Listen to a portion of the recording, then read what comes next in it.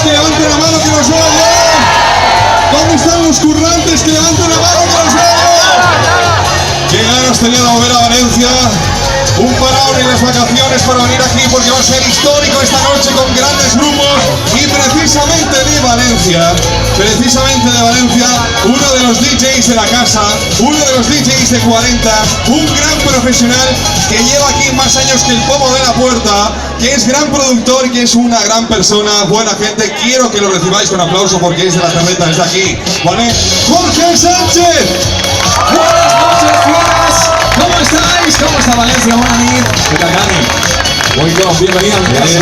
Bueno, es su casa y la verdad es que esta noche va a ser histórica. Yo sé que había muchas ganas de abordar la plaza del Ayuntamiento de Valencia y además lo vamos a hacer con grupos espectaculares, Jorge. Hoy estarán aquí Ruido para Sidecar.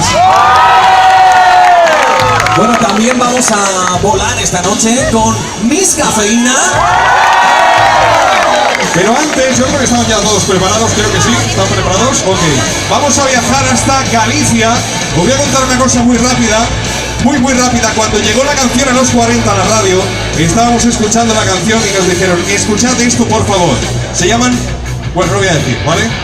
Pero vienen con un mono loco de acompañante. Escuchamos la canción y dijimos, ¿pero esto qué es? ¿Suenan? Pero es que